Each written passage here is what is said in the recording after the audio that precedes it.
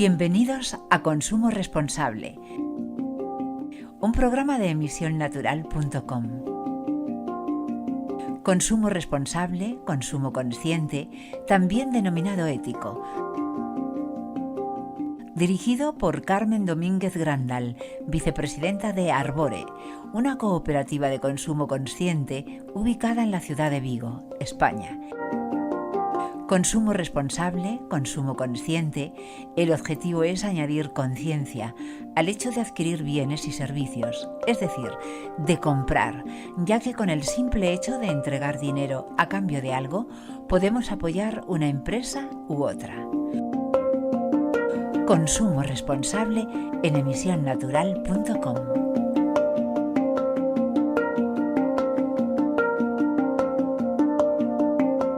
Hola amigos, el programa de hoy lo dedico a la cosmética. Recordad, si seguís los programas, que estamos hablando de la alimentación sólida. En la clasificación que yo hice, alimentación sólida, líquida y gaseosa, termino hoy con los programas dedicados a la alimentación sólida. Primero, varios programas dedicados a la alimentación que ingresamos por vía oral, es decir, por la boca, y este programa que será dedicado a todo aquel alimento que ingresamos a partir de la piel, es decir, de la vía cutánea. La piel es un órgano que poseemos muy importante. En aproximadamente 1 centímetro cuadrado de piel se encuentran 15 glándulas sebáceas, 1 metro de vasos sanguíneos, aproximadamente 100 glándulas sudoríficas, aproximadamente también 3.000 células sensoriales, 4 metros de nervios, 300.000 células epiteliales y 10 pelos. La piel es el órgano más grande que tenemos y al cubrir nuestro cuerpo, lógicamente es el más importante. Si lo tapásemos al 100%, por ejemplo, con una crema que nos dejase transpirar o una pintura que no deje pasar el aire, en aproximadamente 2 horas estaríamos muertos. Sin piel no podríamos existir. Moriríamos como, por ejemplo, los quemados. Una persona adulta de estatura media y unos 70 kilogramos presenta aproximadamente también un área cutánea de 1,85 metros cuadrados de volumen y un espesor medio de 2,2 milímetros. Su peso, 4,2 kilogramos, es decir, expresado de otra manera, este mismo adulto presentaría el 6% de su peso corporal en piel, mientras que la cantidad de sangre destinada a este órgano cutáneo representaría un 30% del total sanguíneo circulante en su cuerpo. La piel, por lo tanto, se define, no sin razón, como el mayor órgano funcional del cuerpo humano. Su declive es el más visible, porque la piel es la intermediaria entre el medio ambiente, es decir, lo que nos rodea, y nuestro organismo. De adentro hacia afuera, es decir, la piel se divide en 3 partes, la hipodermis, la dermis y la epidermis. La epidermis es la parte más externa, es lo que tocamos, lo que vemos. Todo lo que sucede en nuestro interior, en nuestro organismo, se puede manifestar al exterior, es decir, en la epidermis. Muchas anomalías, muchas enfermedades podemos deducir realmente cuál es su origen viendo solamente la piel, ya que a través de ella las sustancias penetran en el cuerpo y llegan en aproximadamente 15 minutos a la sangre, donde influyen sobre el metabolismo. Nos damos cuenta de que la piel es un órgano tan sensible o más que, por ejemplo, nuestro intestino, y es que así debemos de considerarla, como un intestino que filtra los nutrientes, pero también los tóxicos y los transporta a la sangre. Por ello es tan importante saber lo que nos ponemos, porque no solo se quedará en la superficie, sino que influirá en todo nuestro organismo. Debemos, por tanto, conocer lo que yo llamaría la química de la cosmética, es decir, las sustancias de las que está compuesta, los componentes, para conseguir que una crema, por ejemplo, cuaje, se espese o cualquier mezcla entre distintas sustancias con fines cosméticos, para que esto se mantenga, se necesitan los componentes, generalmente como por ejemplo los emulgentes que unen las grasas y los líquidos, los antioxidantes que impiden el deterioro en contacto con el aire, por ejemplo también los gelificantes que dan textura y cremosidad, conservantes que impiden el deterioro temporal con bactericidas y que estos desinfectan el medio para que, por ejemplo, no crezcan hongos, bacterias, etcétera. Por tanto, la lista de ingredientes, es decir, de componentes en algunos productos convencionales de la cosmética convencional se hace interminable. Y a veces, pues una simple crema hidratante, por ejemplo, a lo mejor lleva más de 50 componentes o ingredientes. La industria cosmética trata de maximizar más y más sus beneficios. Lógicamente, las empresas tratan de ganar cada vez más, creando nuevas sustancias cuyas materias primas les deben de costar y cuestan cada vez menos, porque cuanto menos cuesta la materia prima, más ganan estas empresas. Ellos tienden hacia ello. Por eso somos nosotros los que tenemos que estar informados y elegir bien. Según la Agencia para la Protección de la Salud del Reino Unido, cada mes aparecen más de 600 sustancias químicas nuevas que se añaden a la lista de las ya aproximadamente 80.000 existentes. Sin embargo, solo se ha constatado los efectos que provocan en humanos en menos del 10% de los casos, y de ellas están permitidas para su uso en cosmética algo más de 6.000, es decir, están permitidas aproximadamente 6.000 sustancias químicas sintéticas para la cosmética, que están valoradas, ya lo he comentado en otros programas, su efecto sobre el humano individualmente y no su efecto asociado. Y tampoco se estudia sus efectos a largo plazo. Eso significa, y utilizando el sentido común, no hace falta el conocimiento de ningún tipo, y es que si se unen muchas sustancias químicas de estas, que si os dais cuenta, ya hemos hablado en otros programas, se pueden encontrar prácticamente las mismas tanto en cosmética, es decir, lo que nos ponemos en la piel, en la alimentación sólida que ingerimos por vía oral, es decir, lo que comemos, también en los medicamentos, pues puede llegar a ser un cóctel, es decir, que a lo mejor un día, eso ya lo habíamos hablado en un programa anterior, podemos tomar la misma sustancia química en varios tipos de alimentos que hayamos ingerido o bien absorbido. Esto explica, por ejemplo, por qué entre las peluqueras hay más casos de muerte por cáncer que en cualquier otro grupo laboral femenino. Por ejemplo, el cáncer de vejiga se empezó a estudiar, los primeros estudios se realizaron en los trabajadores de las industrias textiles, porque se comprobó que este grupo de trabajadores tenían un riesgo mayor, más elevado, de padecer este tipo de cáncer, en concreto el cáncer de vejiga. Se comprobó que era por los tintes utilizados en la industria textil. El tabaco explica aproximadamente el 50% de los casos de cánceres de vejiga. El siguiente en proporción es la exposición laboral de riesgo. En este caso, por ejemplo, para las peluqueras, para las mujeres que están en contactos con tintes o en dermocosmética, aproximadamente explica los cánceres de vejiga un 30 y tantos, si no recuerdo mal, % de los casos. En caso, ellas inhalan directamente los componentes de los tratamientos capilares, ya sean tintes, colorantes, las permanentes, etcétera. Como anécdota os comentaré que en el año 1969 causó polémica el veredicto de un juez en Estados Unidos.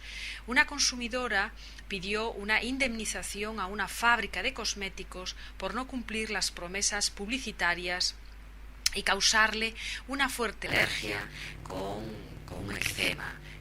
El juez concluyó el veredicto diciendo que la industria cosmética vende imagen. Es cosa del consumidor creérselo o no.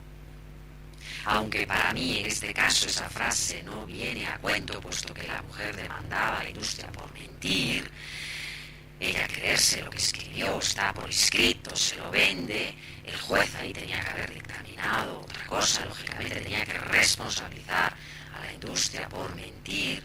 Bien, es verdad que esa frase sacada fuera de ese contexto de un juez, yo desde luego la repito prácticamente siempre, es decir, ellos nos venden, las empresas, las industrias, nos venden sus productos, lógicamente nos tienen que decir que son maravillosos. Es verdad que es el consumidor el que se lo tiene que creer o no, y para ello es muy importante tener conocimiento, porque ya lo he dicho otras veces, el conocimiento da poder, y de ahí la existencia de estos programas para intentar ayudaros a tener ese conocimiento. Luego ya vosotros elegiréis y decidiréis lo que vais a hacer.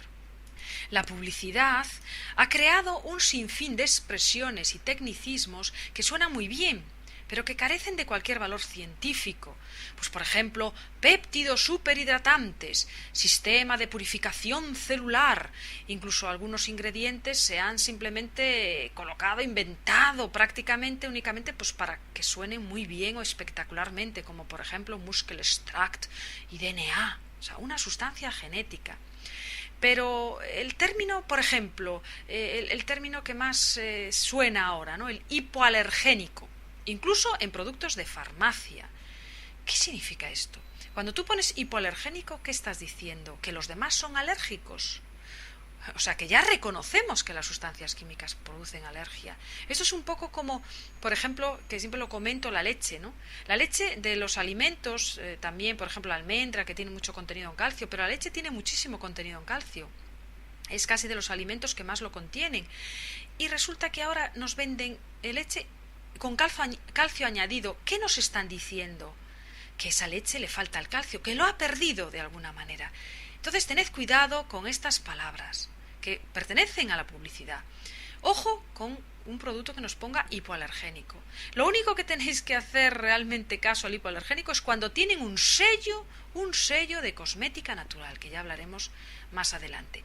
Pero un producto convencional en cualquier tienda hipoalergénico, ojo.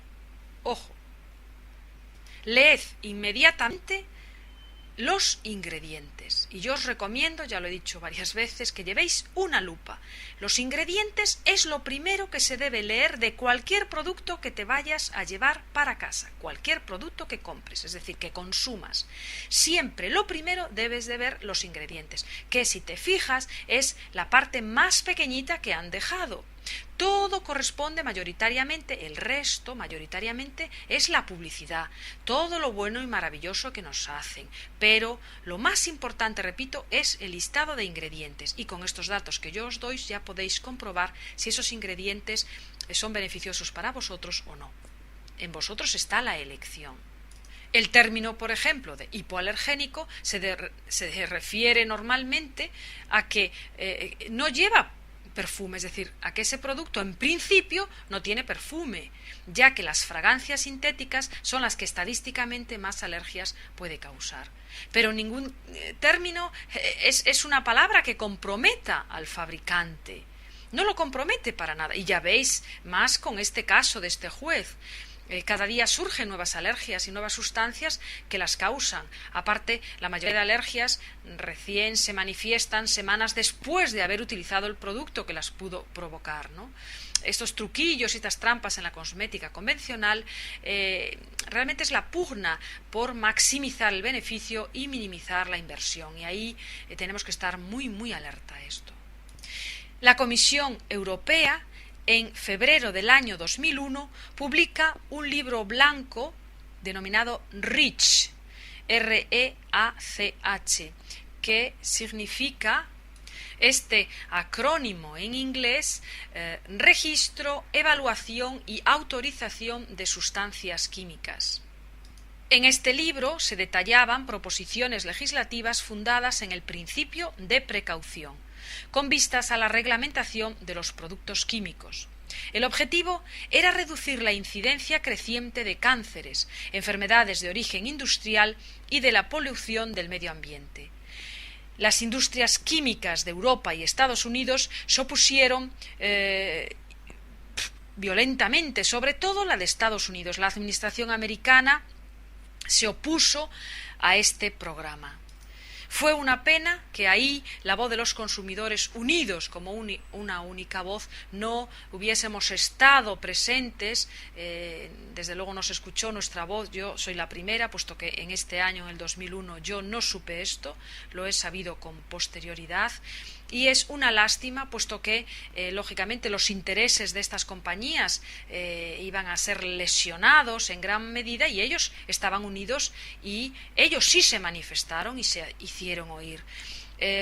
También debéis de saber que este libro, el REACH, realmente en Europa, en esta comisión, fue planteado pues por las voces de los ecologistas.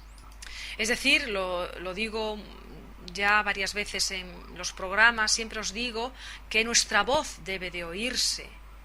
Ese término tan maravilloso de acción civil que a mí me encanta, pero para ello debemos primero de conocer, y una vez que conozcamos ya podremos unirnos los consumidores, es decir, el pueblo, y reclamar nuestros derechos frente a este monstruo. Con todo mi cariño lo digo, porque realmente estas industrias, repito, ellos lo que se limitan es a vender lo que ellos fabrican, puesto que si no tendrían que cerrar.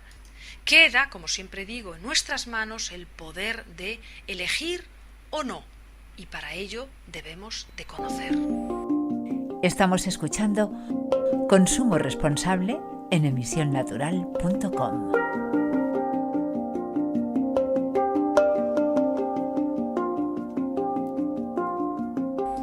La Comisión Europea, lógicamente, pues hizo concesiones, fue recortando todo este programa y fue revisado a la baja en el año 2003.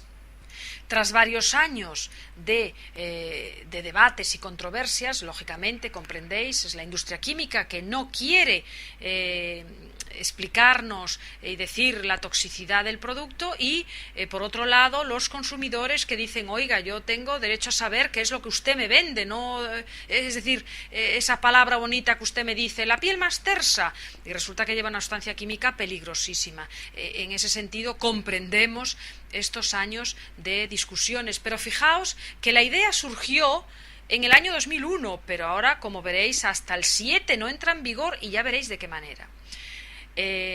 Repito, tras varios años de estas luchas, luchas entre diferentes intereses, el día 17 de noviembre del 2005, el Parlamento Europeo vota en primera lectura el paquete legislativo REACH sobre el registro, la evaluación y autorización de sustancias químicas.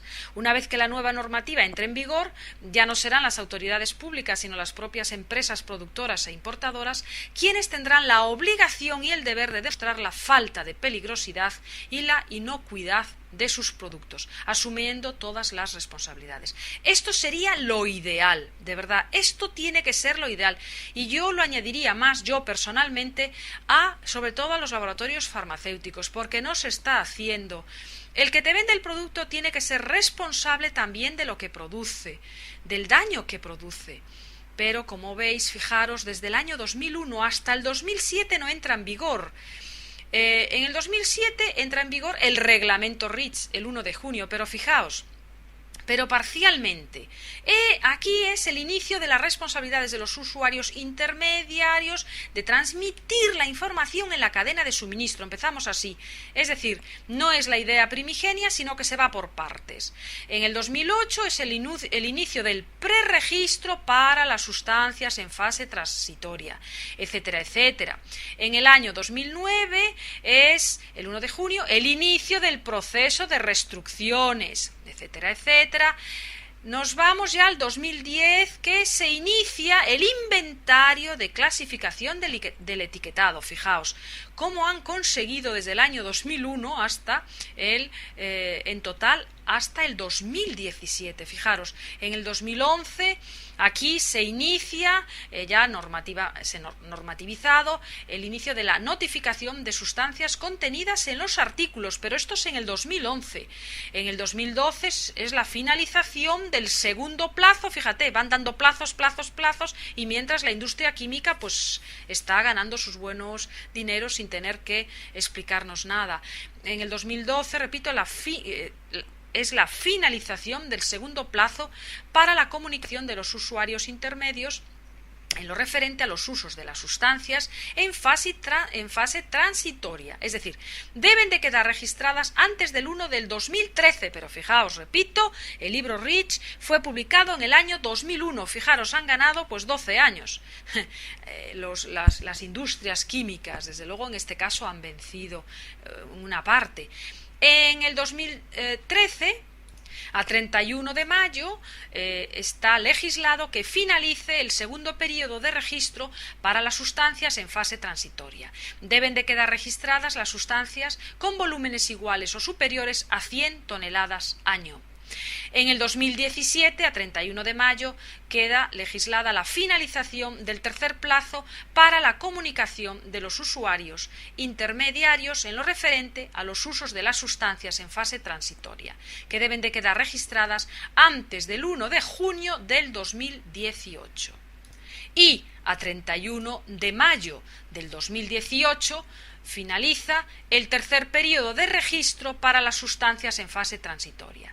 Deben de quedar registradas las sustancias con volúmenes entre 1 y 100 toneladas año. A continuación, os detallo brevemente los componentes, los ingredientes que podéis encontraros en la cosmética convencional. Ayudará a elegir el mejor producto para vosotras y vosotros sin tener en cuenta solamente el factor precio. Empezamos por los aceites minerales.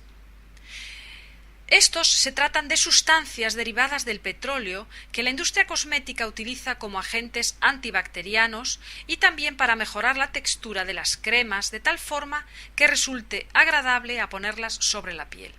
También son uno de los ingredientes principales de los productos para el cabello, las lociones para después del afeitado, los desodorantes, los enjuagues bucales, los aceites para bebés, las pastas de dientes, etc. Su uso industrial resulta muy rentable porque son aceites que cuestan poquísimo y son muy fáciles de obtener.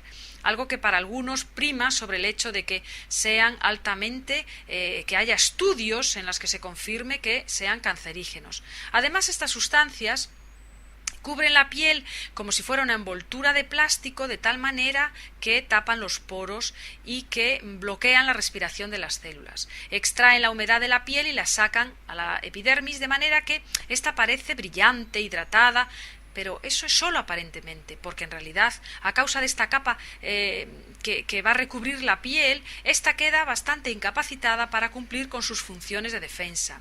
Entre otras cosas, impide eliminar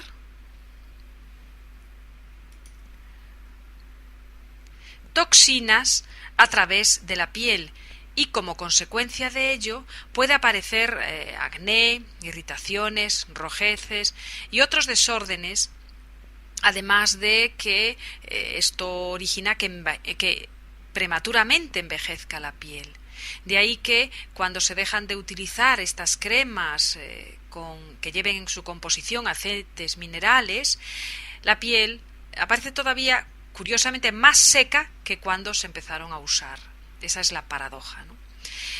Por eso que en las etiquetas debemos de buscar estas sustancias porque pueden aparecer, generalmente aparecen con su denominación latina o castellanizada, ¿no?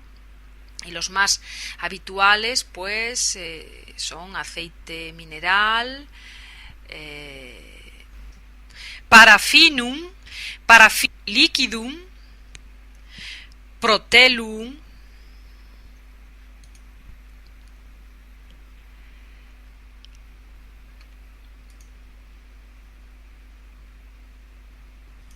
también son derivadas del petróleo sustancias como el metilsilanol, la cera microcristalina, el ozoquerité, el ceresín, también la vaselina y el glicol propileno.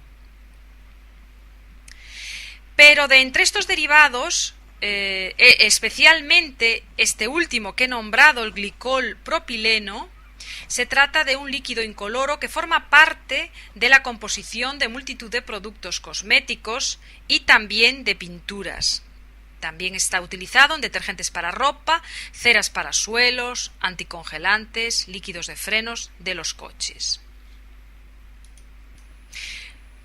La publicidad de estas sustancias anuncia que ayuda a retener la humedad de la piel y que hace que ésta se perciba al tacto suave y sedosa.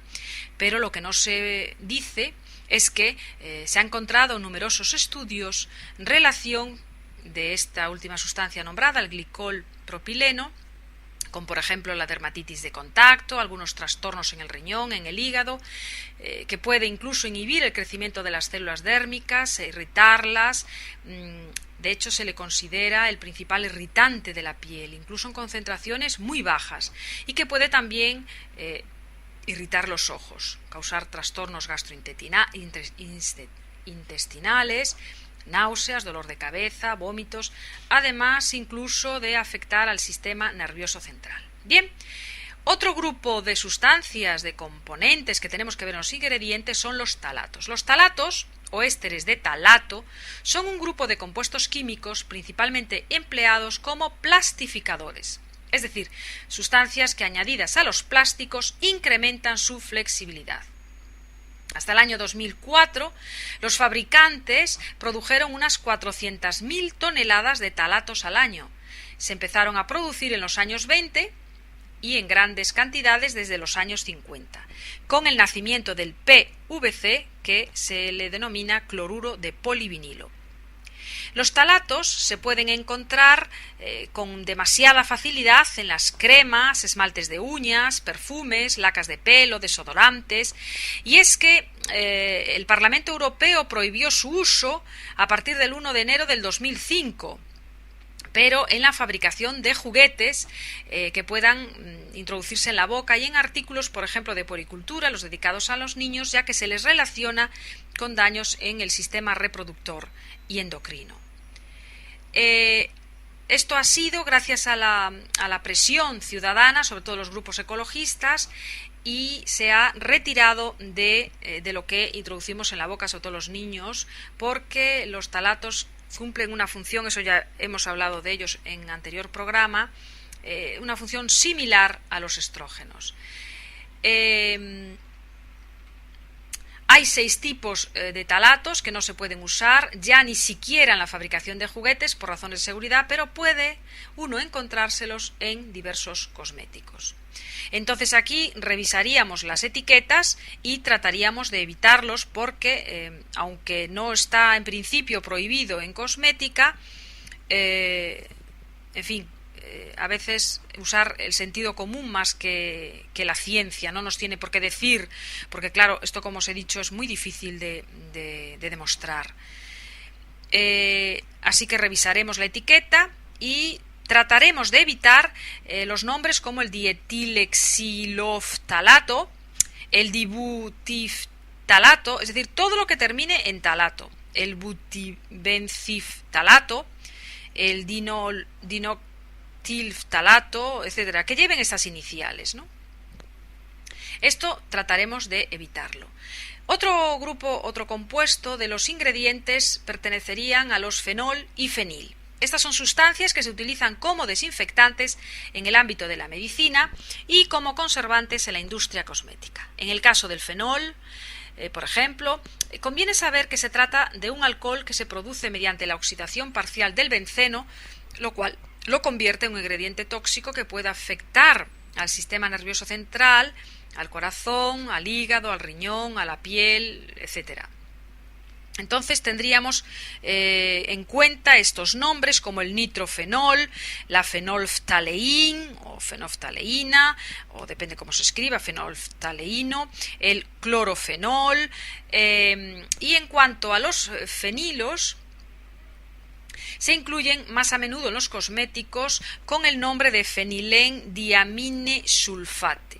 Es decir, esto tendríamos que tener en cuenta su uso limitado. Penetra por la piel, accede al torrente sanguíneo y puede causar problemas hepáticos. Hay ciertos estudios que hablan de ello. Estos alcoholes son incorporados en productos de todo tipo, pero especialmente en los enjuagues bucales. Por ejemplo, el conocido Listerine contiene un 21,6% de alcohol y por ello en el recipiente figura una etiqueta que lo advierte. Etiqueta esta que sin embargo no aparece en las lacas para el pelo, que sí lo pueden llegar a contener, en muchas de las cuales el 95% de su composición suele estar constituido por alcohol etílico. Cuando se enjuaga la boca con ellos, el alcohol actúa como solvente y hace a los tejidos más vulnerables a padecer distintas dolencias. Algunos estudios realizados al respecto encuentran que los varones que normalmente utilizan enjuagues que contienen un 25% de alcohol tienen una probabilidad, un 60% más de probabilidades de padecer cáncer de boca o de garganta que quienes no lo usan. En el caso de las mujeres esa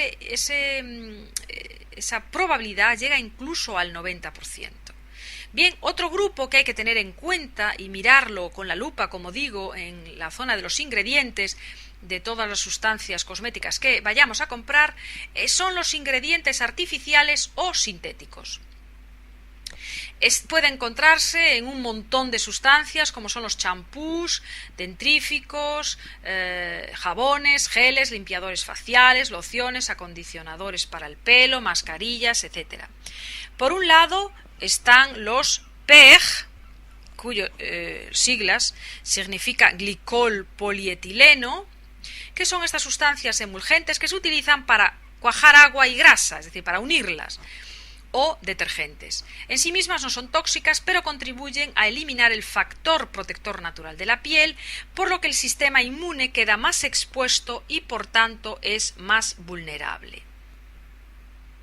Se le reconoce por los sufijos ETH. Sería, por ejemplo, esteareth, cetiareth, sodium laureth sulfate, principal ingrediente en los jabones, geles y champús. Otro químico a tener en cuenta por su también cierta peligrosidad es el dietanolamine, es decir, el DHE. Se trata de una base detergente y espesante que la figura en la etiqueta de más de 600 productos cosméticos hablan de que realmente se utiliza para muchísimo y también incluso para el hogar. Sobre estas sustancias, por ejemplo, el doctor Samuel Epstein, profesor de salud ambiental de la Universidad de Illinois en Estados Unidos, afirma que aplicada en repetidas ocasiones sobre la piel de las ratas hace aumentar exponencialmente la incidencia de cánceres de hígado y de riñón. Afirmaciones sobre su peligrosidad que serían corroboradas por John Bailey, supervisor de la División de Cosméticos de la Food and Drugs Administration o la FDA, que es, como sabéis, como os he dicho, la agencia del medicamento estadounidense, al reconocer que diversos estudios han establecido el riesgo que implica su exposición continua a ella, especialmente, lógicamente, en el caso de los niños. También nombraremos el sodium lauril sulfate, que no lo confundiremos con el sodium laureth sulfate, que lo vimos antes. Es el ingrediente que provoca la espuma, o sea, es un detergente, pero es muy irritante. Usado en el 90% de los champús. Claro, nosotros estamos todos contentos porque al mover un poco la mano ya un montón de espuma, pero pensad que cuanto menos natural, o sea, el convencional, cuanto más sintético, más espuma hace. Y de hecho, yo que suelo utilizar la mayoría de las veces, siempre que puedo, champús naturales, luego explicaré cómo se distinguen, prácticamente no hace espuma. O sea, tengo que, en fin, echar un poquito más o desde luego asumir que este tipo de champús hace muchísima menos espuma, es decir, muy poco. ha provocado, parece ser, en algunos estudios se encuentran problemas de pigmentación, así como pérdida de pelos en las partes expuestas en test con animales. Y así, por ejemplo, la Cosmetic Ingredients Review la ha calificado de aceptable en productos de uso poco frecuente, es decir, que ya se está reconociendo un poco que si se usa frecuentemente puede producir más patología. Por tanto, solo la recomienda en productos de uso muy poco frecuente y solamente en concentraciones inferiores al 1%. Luego, por tanto, el champú habría que olvidarse. Sin embargo, se puede encontrar en los primeros puestos, por ejemplo, incluso en dentífricos. Sin embargo, es tal que por simple contacto con la piel se absorbe y se almacena en los tejidos del corazón, es decir, su efecto ya se absorbe enseguida. Se puede incluso almacenar también en el hígado, los pulmones, los ojos e incluso en el cerebro. También afecta al sistema inmune. Interactúa con otros ingredientes favoreciendo la aparición de cánceres y en cantidades suficientes puede modificar el material genético contenido en las células. De hecho, en los laboratorios se utiliza para inducir mutaciones en bacterias, es decir, una sustancia que se usa muy frecuentemente en los laboratorios. Al mezclarse con aminas presentes en la fórmula pueden formarse nitrosaminas y ya sabemos el efecto de las nitrosaminas, o sea que potenciaría el efecto cancerígeno. Bien, otro siguiente grupo que debemos de tener en cuenta son los colorantes. Los colorantes, que los encontramos lógicamente en productos de cosmética que querramos colorear, o sea, recibir coloración, como pueden ser pues cremas maquilladoras, tintes, etcétera. Muchos de ellos se ha visto, al menos en los animales, ser altamente cancerígenos y alterar las moléculas del ADN. Se les puede reconocer porque sus denominaciones incluyen las sílabas anilín, anilida, anilina, etcétera. También se les puede reconocer con la inicial HC, por ejemplo, HC Orange 3 sería un ejemplo, o también ácido, acid red 73, etcétera, o incluso como pigment, por ejemplo, pigment green 7, etcétera. Otro grupo serían los solventes. Muchos estudios relacionan los solventes con el aumento de la incidencia de cierto tipo de cánceres. Algunos de ellos, como los que contienen el término, o sea que hay que fijarse, isopropil o isopropileno, depende en qué idioma. Se usan también como solventes de pintura, formando parte de composición de los líquidos anticongelantes de los coches, mayoritariamente. Es una sustancia derivada del petróleo, que la industria cosmética convencional incluye pues en tintes de pelo, cremas de mano, exfoliadores, se encuentra también en cremas, espumas de afeitar, colonias y otros muchos cosméticos. Así que, conociendo, limitad, por favor, el uso de estas sustancias. Otro apartado también importante e interesante que debéis de conocer son las fragancias artificiales. Decimos que fragancia es muy barata y de fácil producción y se añaden a perfumes, geles de ducha, jabones, desodorantes, productos para los bebés, champús, cremas de manos, corporales, etc.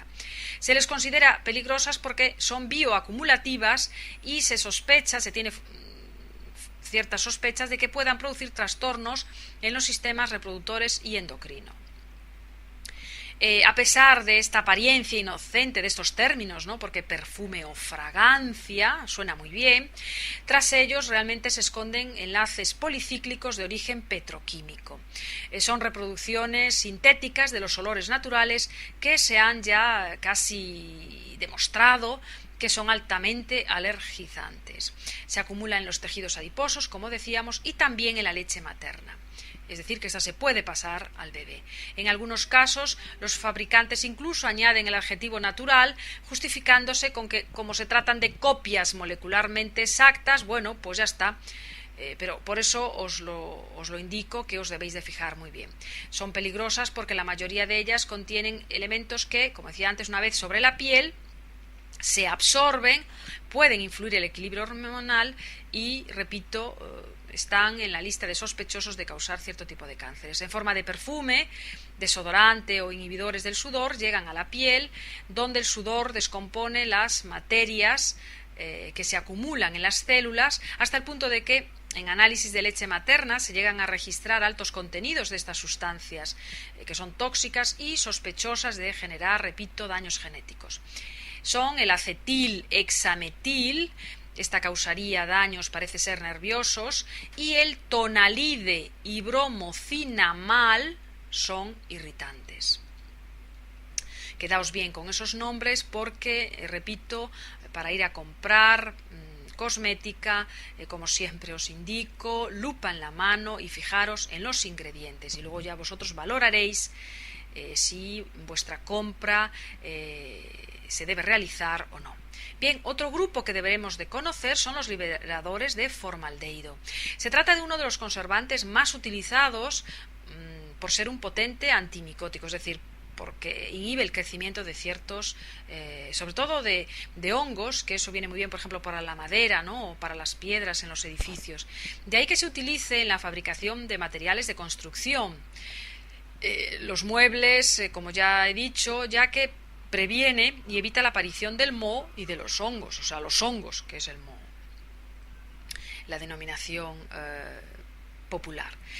Es altamente ya cancerígeno por inhalación, o sea, este ya reconocido, o sea, este se está prohibiendo su uso en la construcción. Además, su exposición puede causar dolores articulares, de cabeza, de pecho, así como alergias, irritaciones, envejecimiento prematuro de la piel, daños en las membranas celulares y malformaciones, incluso si su uso es muy continuado en los fetos. Su uso está prohibido en cosmética, pero como es un conservante muy barato y efectivo, la industria se las ha ingeniado. Ahí hay que reconocer su astucia. Lógicamente ellos intentan cumplir la ley, lo que está por escrito, pero ¿qué van a hacer con esta sustancia que es baratísima y que ya está ahí? ¿Qué va a hacer la fábrica, ¿no? Que la fabrica. Entonces se las ingenia y fijaos cómo se las ha ingeniado. Ha creado sustancias que directamente no se pueden considerar como formaldehídos, pero que lo liberan. De ahí el título de este grupo de liberadores de formaldehído. ¿Cómo se reconoce? ¿Cómo debes reconocerlas? Bueno, pues de dos formas. Una es fijarse en los nombres que se acompañan de la palabra urea, como por ejemplo diazolidinil, urea, o poliximetilen, urea, etc. Ojo, no confundamos con urea. Urea a secas es un derivado del ácido úrico y ese es bueno para la piel. Estamos escuchando Consumo Responsable en emisionnatural.com.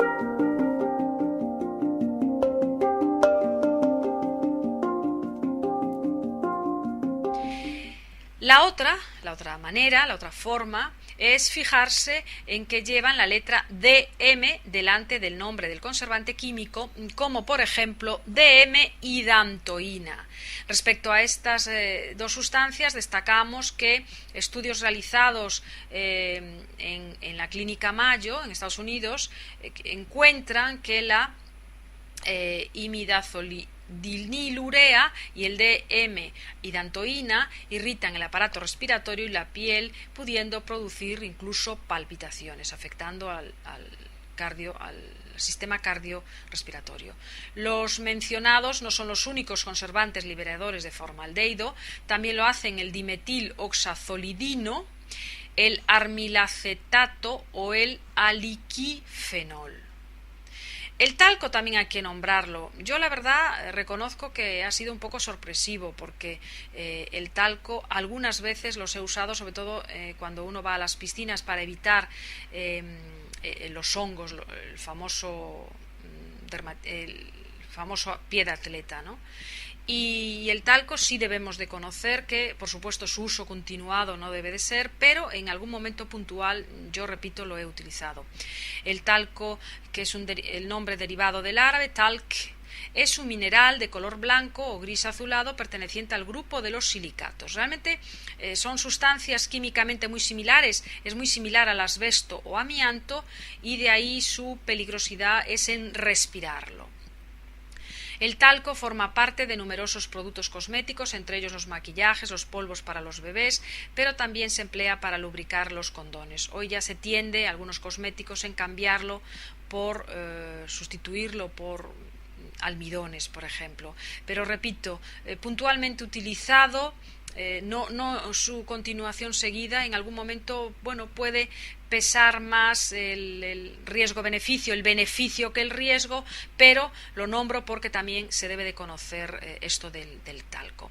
Seguimos, el aluminio. El aluminio es otro elemento sobre el que también hay sospechas fundadas acerca de su toxicidad. De hecho, se han realizado numerosos estudios, algunos de ellos incluso por la Organización Mundial de la Salud, sobre la relación que existe entre el aluminio y el Alzheimer. Hay trabajos que se están estudiando en ello, destacando el hecho de que en las autopsias realizadas a pacientes que padecían esta enfermedad se encontraba en sus cerebros grandes concentraciones de aluminio. También se sabe que el aluminio puede unirse al ADN y modificar su estructura, así como alterar la actividad de los genes. Su absorción se produce también por la vía oral, tanto por la vía oral como a través de la piel. Y aquí, por ejemplo, el aluminio, los papeles estos, yo por ejemplo personalmente ya no utilizo el papel de aluminio, sino utilizo los sobres de papel para guardar en casa cosas, y también lo que hago, por ejemplo, es, si me sobra algún resto de comida en la nevera, lo cubro con otro plato. Ya no uso ni el film, este plástico, ni mucho menos el papel de aluminio. Y hay que reconocer que, por ejemplo, hay algunas tiendas que cuando compras el jamón, pues te la envuelven en papel de aluminio, porque es verdad que no deja que se vaya, ¿no? Separa muy bien, conserva muy bien, pero claro, hay que elegir. Ese aluminio del papel puede pasar al alimento, y también en cosmética. Y yo lo que recomiendo a las personas que compren algunos embutidos, que primero se los envuelvan en papel, que ya lo hay, en muchas tiendas ya lo hacen, en supermercados, y que luego, si quieren, para conservarlo mejor en la nevera, le pongan por encima el papel de aluminio. Bien, estamos hablando de cosmética. Repito que el aluminio puede modificar, unirse al ADN y modificar su estructura. Su absorción se produce, repito, tanto por la vía oral como a través de la piel. De ahí que los cosméticos que lo contienen sean una fuente de contaminación que se debe tener muy, muy, muy en cuenta, especialmente porque el aluminio en sus distintas formas puede encontrarse pues en cremas hidratantes, en pintalabios, en desodorantes, antitranspirantes, sobre todo tened en cuenta en desodorante debajo de los brazos, ¿no? Un ejemplo de la utilización cosmética del aluminio es su presencia en forma de clorhidrato de aluminio, o sea que fijaos bien cuando, repito, con la lupa veáis los ingredientes. En la mayoría de los antitranspirantes que se encuentran en el mercado aparece el clorhidrato de aluminio. Solo que si bien su acción astringente consigue reducir o inhibir el flujo del sudor, por eso se utiliza, también puede causar cáncer de mama al provocar la mutación de las células, y ello se debe, al parecer, a que el aluminio, al evitar la eliminación de toxinas a través de las axilas, fuerza al cuerpo a depositarlas en las glándulas linfáticas que se encuentran cerca, debajo de los brazos y cerca de las glándulas mamarias. Bien, también efectos similares a los del clorhidrato de aluminio los provocan también los parabenos, que debemos también de saber que hay que evitar su utilización. Sustancias bacteriostáticas y fungicidas utilizadas en multitud de productos de belleza. Esas sustancias pueden imitar el comportamiento de los estrógenos y favorecer el crecimiento de tumores asociados a los niveles. Estos, como es el caso del cáncer de mama, por ejemplo. Se encuentran en más del 90% de los productos que permanecen en la piel y en más del 70% de los que se enjuagan. Así que, ojo, cuidado, porque no solamente es importante el uso en en un momento dado, como yo os decía del talco, a un uso repetido y en muchísimos productos, por ejemplo, en tu pasta de dientes o en tu enjuague bucal, en tu desodorante, etcétera, etcétera. Así que, ojo. Otra sustancia que también se utiliza es el mercurio, plomo y mercurio. El plomo es un neurotóxico, puede aparecer en productos como un contaminante natural del sílice hidratado, uno de los ingredientes del dentífrico, y el acetato de plomo se encuentra en algunas marcas de tinturas de cabello para hombre. El mercurio, que puede afectar al cerebro y que se encuentra como conservante, como nombre de timerosol, se usa en algunas marcas de rímel, así que ojo. El mercurio es un metal pesado de elevada toxicidad, a pesar de lo cual a la industria cosmética se lo permite utilizar como conservante en productos de maquillaje y desmaquillante de los ojos, siempre que su concentración máxima sea del 0,007%. Y en la etiqueta se puede encontrar bajo la nomenclatura de tiosalicilato de etilmercurio. Y repito, esta concentración máxima se está referida a un producto, pero imaginaos que vosotros estáis usando un maquillaje, os desmaquilláis luego los ojos y el rímel y desde luego ya superáis esa concentración del 0,007% y ya os está produciendo patología. Otro grupo que debemos de conocer son los antioxidantes sintéticos. Cabe mencionar el butilhidroxitolueno o BHT. Puede aparecer también como el E-321. Se trata de un antioxidante sintético que, a pesar de no ser un agente mutágeno, es capaz de modificar, parece ser, la acción de ciertas sustancias que pueden producir cáncer. Se ha constatado en ratas que a alta dosis afecta a la reproducción y al número y desarrollo de las crías. Y últimamente hay, esto es muy nuevo, aparece y también os lo comento para que estéis ojo a visor y que tengáis la información y luego con ella utilizarla como vosotros consideréis, las nanopartículas. Una nanopartícula, un nanopolvo, un nanorracimo, un nanocristal, es una partícula microscópica con por lo menos una dimensión menor que 100 nanómetros. Puede penetrar en la piel y afectar las células cerebrales.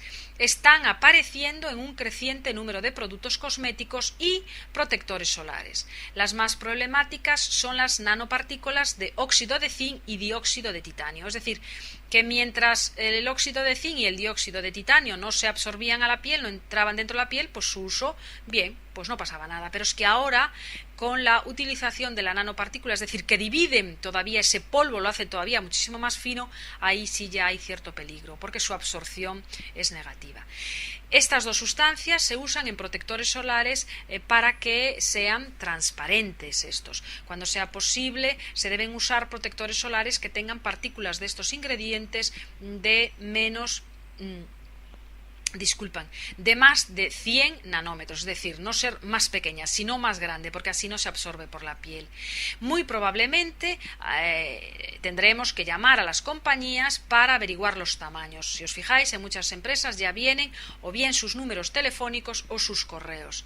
Hay que preguntarles el tamaño y desde luego en general suelen contestar muy bien y casi agradecen que estemos preocupados, ¿no?, por lo que compramos. Pero algunos fabricantes han empezado a anunciar ya en las etiquetas que el producto no contiene ingredientes en nanopartículas, y eso es un buen detalle que hay que tener en cuenta. Es decir, que cuando veáis algún producto que vayáis a comprar y que os ponga no contiene nanopartículas o no contiene ingredientes nanopartículas, que sepáis a qué se refiere. Las sustancias utilizadas como filtros en los productos solares para reducir la penetración de los rayos ultravioleta en la piel se pueden clasificar en dos grandes grupos: los filtros químicos y los filtros físicos o minerales. Los filtros químicos absorben la radiación solar, cambian su estructura molecular para evitar el daño en la piel. Protegen contra los rayos UVA o bien contra los UVA A o B, y normalmente están elaborados con compuestos de origen sintético orgánico, es decir, compuestos de carbono, como el oxibenzone, benzofenone, metoxidibenzolinmetane o el dibenzocilmetane, que son filtros que hay estudios que corroboran que pueden producir cierto tipo de cánceres, que pueden causar alergias en cadena y que aparecen incluso en las marcas más caras y exclusivas. Es decir que, y ahí estoy de acuerdo, no por ser un producto caro, incluso comprado en farmacia, eso significa que es muy bueno. Debéis de conocer esto y, repito, lupa, fijaros y reducir al máximo este tipo de sustancias. Son aditivos que no solo aparecen en productos solares, sino en todo tipo de cremas y tratamientos con el denominado retinol. Estos filtros actúan 20 minutos después de su aplicación, ya que funcionan por absorción, es decir, pasan al interior de la piel. Los productos solares tradicionalmente contienen filtros de este tipo que ya comienzan a ser cuestionados, por ejemplo, en Suiza, en el país de Suiza, Suecia, Noruega y Alemania. Ahí ya están poniendo la voz de alarma. Los cambios en su estructura molecular pueden suponer alteraciones químicas que en ciertos casos además pueden producir dermatitis. Estos filtros también se absorben en la piel hasta los órganos internos y podrían causar alergias mayores. Incluso hay estudios que revelan un posible efecto hormonal similar al de los estrógenos y que también apuntan, lógicamente si hacen un papel de estrógeno, en su eliminación afectarían también incluso las reservas ecológicas en los residuos, en mantos acuíferos, podrían incluso feminizar a los peces, etc. Los filtros físicos o minerales, estos filtros se adhieren a la piel creando una barrera que refleja la radiación solar. Estos son mejores, los filtros físicos o minerales, que los otros. Estos filtros, repito, se adhieren a la piel y hacen una barrera y entonces no pasa. Impide esto que se absorba por la epidermis y la queme. Los filtros físicos están formados por partículas micronizadas de origen mineral. Y todo va bien mientras ese origen micronizado no sea nanopartícula. Los minerales son componentes naturales de la corteza terrestre. El dióxido de titanio pertenece a este grupo de filtros. A esta clase de filtros se le presta cada vez más atención debido a que tiene una tolerancia dermatológica mucho más alta, no son tóxicos, no penetran a través de la piel y protegen lo mismo contra los rayos UVA y B. Además tiene una gran capacidad de adherencia, alta estabilidad en la piel frente a la luz del sol y su efecto protector comienza inmediatamente después de la aplicación.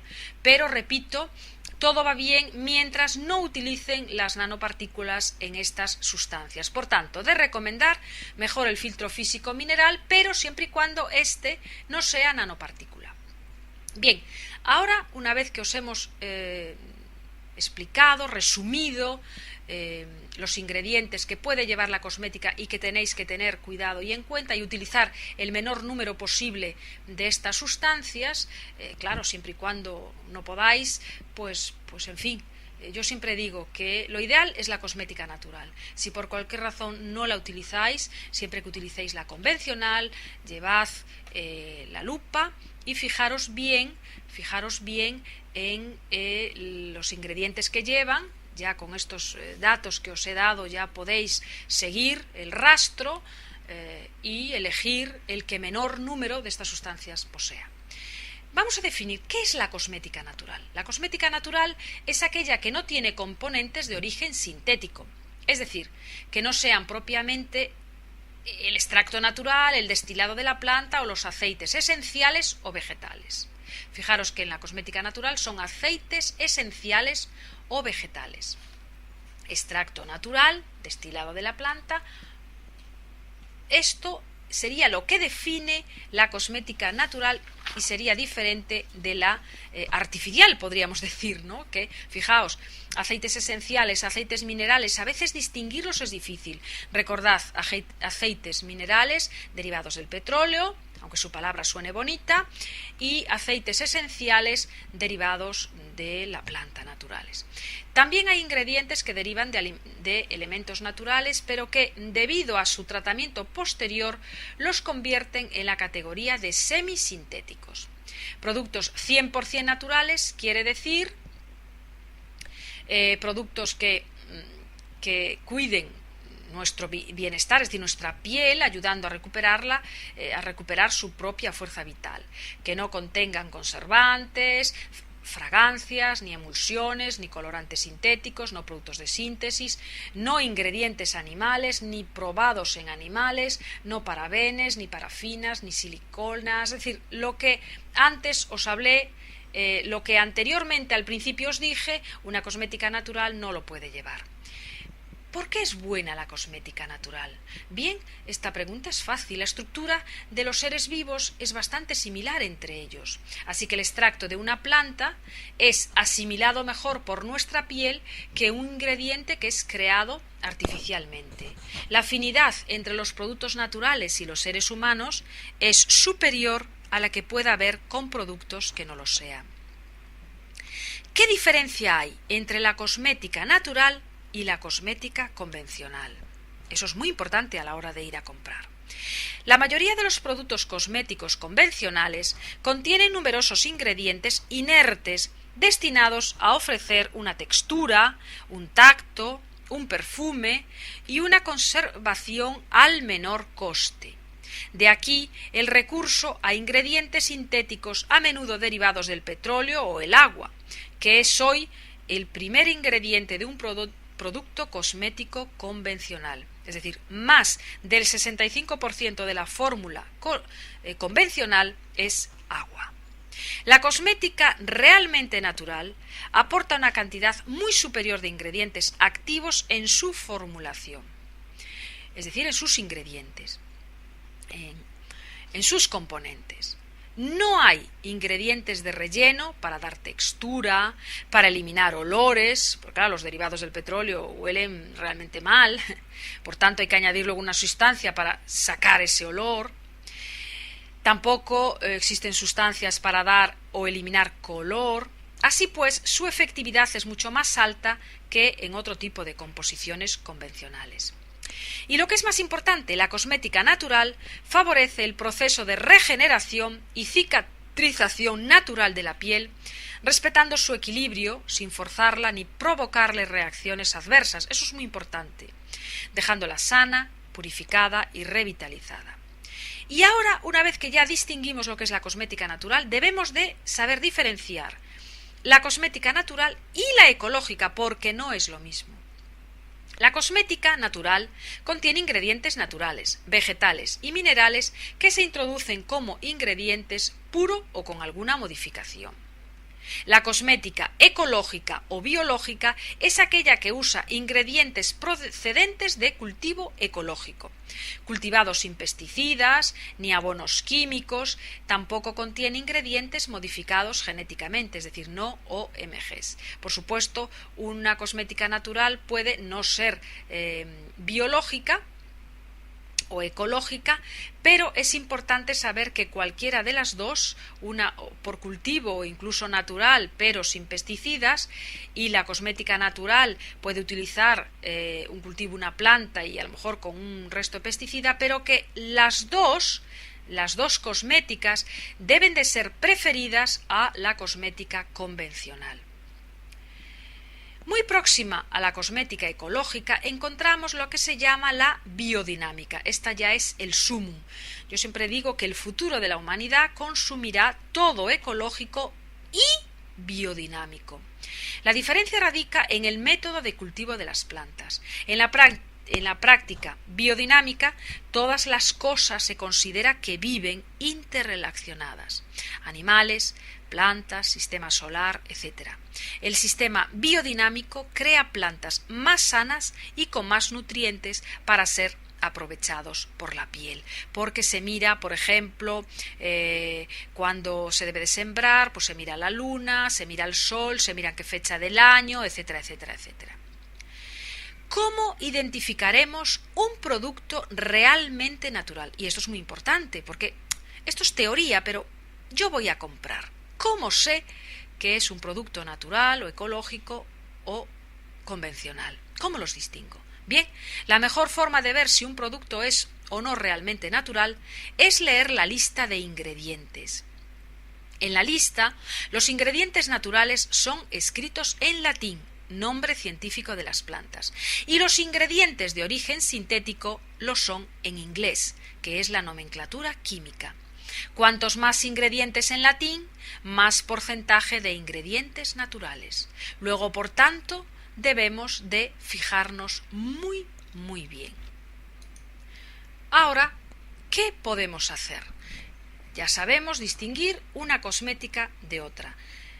Eso es consumo responsable, porque nos permite elegir aquello que nos va a venir mejor para nuestro organismo, porque ya tenemos los datos en la mano. Como yo siempre digo, el conocimiento da el poder. Pero ahora, ¿qué podemos hacer más? Bien, en primer lugar, evitar artículos con una lista interminable de ingredientes. Ya sabemos que cada ingrediente sumado es una sustancia química mayores que nos perjudicaría, porque recordad que no solamente nos maquillamos, nos ponemos la crema hidratante, sino que también comemos, ingerimos, respiramos, etcétera.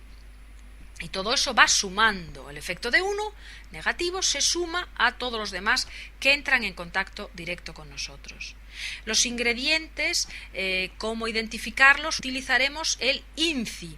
El INCI es la nomenclatura internacional de ingredientes en la cosmética. Está regulada a principios de los años 80 por la FDA y la CTFA, Cosmetic Toiletry and Fragrance Association, que determinaron las reglas según las cuales los ingredientes han de figurar. Son nombres en latín o en inglés, según qué tipo de cosmética, y enumerados en función de la cantidad de estos ingredientes en línea descendiente. Es decir, la sustancia más cuantiosa se nombra en primer lugar y la que aparece en menor cantidad está como última. Es decir, que ya sabéis que cuando leáis los ingredientes, la que aparezca en primer lugar es la que está en más cantidad y la que aparece en último lugar es la que está en menor cantidad. El INCI obliga a la enumeración de todos los ingredientes que lleven, por lo que es el único dato con el que los fabricantes se comprometen y es el único que yo recomiendo que leáis. Los ingredientes, los componentes, ahí es donde el fabricante no puede mentir, porque ahí sí le podemos denunciar. Luego, por tanto, él va a poner exactamente el ingrediente de mayor cantidad al principio y el de menos al final. Un texto bonito, que alabe cuantiosos ingredientes naturales, carece de valor si el INCI nos muestra un nombre vegetal, por ejemplo, en último lugar, precedido por una veintena de sustancias químicas. Por ello, solo podemos valorar la calidad de un producto leyendo el INCI y entendiendo de sustancias beneficiosas y perjudiciales. Únicamente si en los primeros lugares figuran sustancias naturales, se puede excusar el uso de aditivos químicos, pues como los gelificantes o emulgentes, porque algunos, lógicamente, son necesarios, porque a veces los agentes vegetales se mezclan con dificultad y no cuajarían sin ayuda artificial. Ahí tenemos que comprender. Por otro lado, no nos debemos fiar si un producto solo aparecen aditivos naturales, porque alguna sustancia tiene que añadirse para que se una, sobre todo si se mezclan grasas con agua, son inmiscibles, una no se mezcla en la otra, salvo que haya un emulgente. Bien, que ahí también tenéis que estar atentas. En tercer lugar, evitar productos que nos prometen maravillas naturales, pero que en la lista de ingredientes apenas tienen nombres vegetales, que son aquellas denominaciones latinas, como hemos dicho, que se pueden pronunciar bastante mejor que las químicas. O si los tienen, aparecen en 10º lugar o incluso muchísimo más atrás, ¿no? Incluso a veces hay productos que llevan 50 componentes. El texto descriptivo, una etiqueta, no compromete al fabricante. Recordad la anécdota que os contaba del juez al principio. Lo único que nos da información fiable es el INCI. la nomenclatura internacional de ingredientes en la cosmética. En cuarto lugar, evitaremos marcas en las que el sistema de distribución esté inflado, es decir, las grandes empresas, por ejemplo, funcionan a base de dar lucrativos beneficios a representantes, distribuidores, subdistribuidores, revendedores, invierten en comisiones. De invertir en la calidad de un producto, es decir, van subcontratando, hacen una subcontrata, esta a su vez otra subcontrata, así sucesivamente. Una crema que ha pasado por una cuádruple facturación, por ejemplo, antes de llegar a las manos del consumidor final, no puede ser buena si no es carísima. Va a ser carísima, pero ojo, lo dije antes, no por ser cara es mejor. Así que fijaos en esto. ¿Quién os distribuye? ¿Quién os da el producto? ¿Qué empresa es? Ahí tenemos el maravilloso Internet e incluso preguntar al fabricante, etcétera. En quinto lugar, por ejemplo, una marca que aparece constantemente en los anuncios pagados en los medios de comunicación, también hay que sospechar, porque esto también delata que su prioridad no es la inversión a largo plazo en calidad, sino la captación de clientes nuevos. También debemos reclamar en el almacén cuando se observen ingredientes nocivos en sus productos de consumo. A veces incluso es posible que no lo sepan. Ojo, no todo se hace a sabiendas. Hay empresas, sobre todo pequeñas, que claro, es mucha la normativa que tienen que conocer y a veces desconocen esto. Y eso es muy importante. Ayudadles, a veces avisándoles, llamándoles y diciéndoles, oigan, mire, ustedes saben que tienen pues tal producto en su composición y que hay estudios que parece ser, eso les ayuda desde luego. Siempre gusta, al fabricante realmente siempre le gusta que la persona a la que se lo vende por lo menos entre en contacto con él. Bien, también podéis visitar sitios numerosos como por ejemplo el safecosmetics.org, que son compañías que buscan compañías que hayan firmado el Compact for Safe Cosmetic, que es un compromiso, es decir, son empresas, compañías que se han comprometido en eliminar los ingredientes químicos relacionados con cánceres, defectos congénitos y otros problemas de salud. Es decir, que sí hay ahora un cambio, y hay un cambio muy grande, pero repito, el estar nosotros informados podemos ayudar a estas empresas que están intentando. Por lo tanto, por internet podéis buscar esto. Sabéis que ya hay como si dijéramos un convenio, podríamos así denominarlo, que se llama, repito, el Compact for Safe Cosmetics, y que este compromiso ya está adhiriéndose muchas empresas y que nosotros les felicitamos desde aquí. También tomad medidas para reafirmar el derecho de comprar productos cosméticos seguros. Por ejemplo, podréis encontrarlo por internet en www.safecosmetics.org.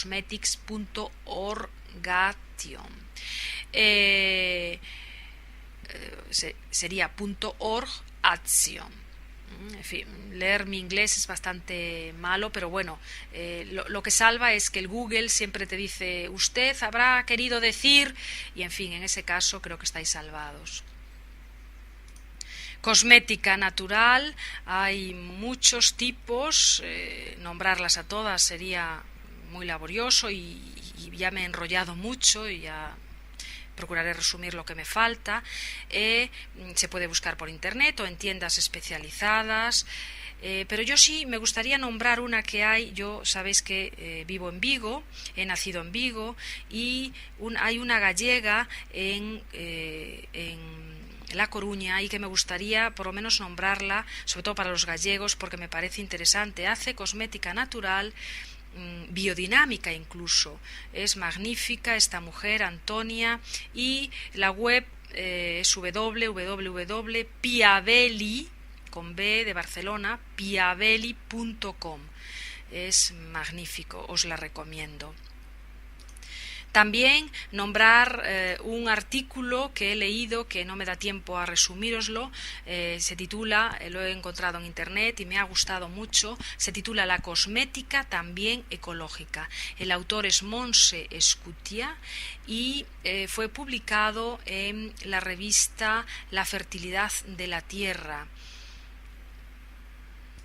Esta es una revista de la agricultura ecológica. Este artículo está publicado en el 2004 y Montse es ingeniera agrónoma y miembro de la asociación Vida Sana. El artículo me parece interesantísimo, resume aquí gran parte de lo que yo he dicho y con unas palabras maravillosas. Os la recomiendo.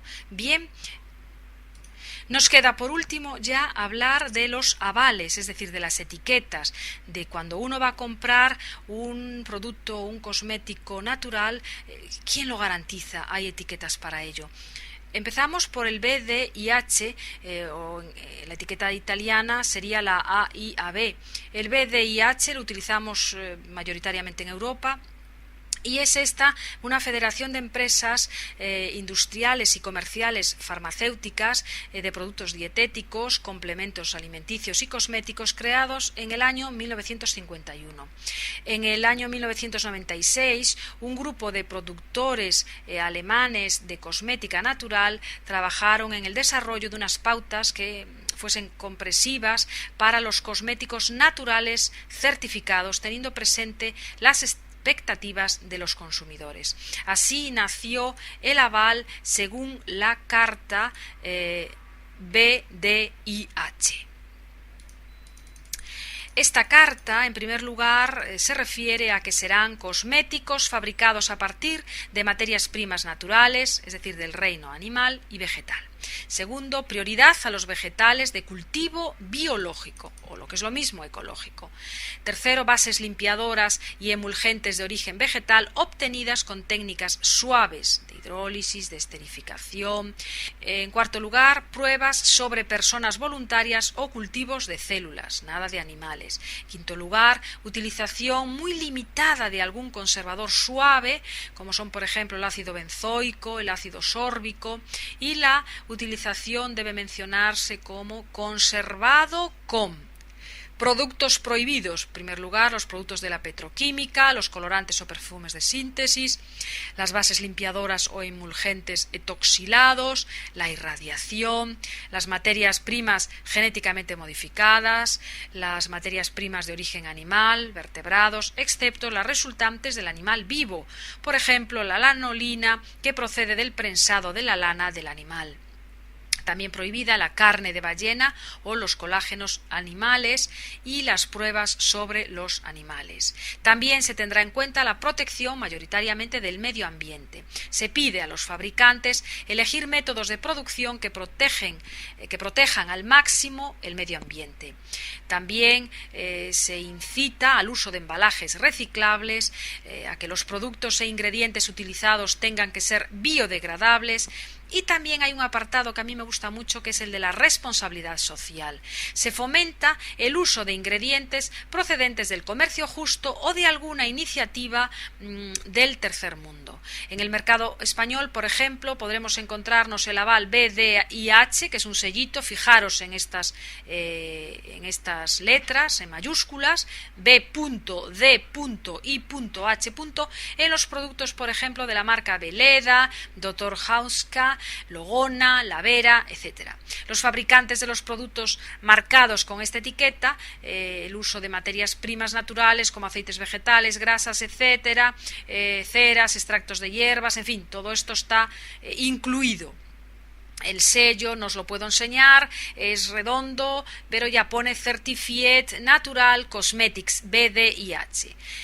6 años han durado las negociaciones a partir de que se empezó a usar estos avales. Ahora ya hay una demanda cada vez más creciente de los consumidores y estas negociaciones han llevado a Europa hasta encontrar un denominador común para todos los intereses de las marcas europeas importantes de cosmética natural. Y así, desde el 4 de noviembre del año 2008, la nueva Directiva Europea para la Cosmética Natural Controlada se puede consultar en Internet y debe entrar en vigor en enero del año 2009. Bueno, en estos momentos está introduciéndose, es un poco como lo que os hablaba antes del REACH, pero bueno, los productos se podrán comparar y se mejorarán las condiciones para el comercio internacional entre unos países y otros, porque claro, lo de cosmética natural, la palabra ya misma natural no es lo mismo utilizada en un país que en otro.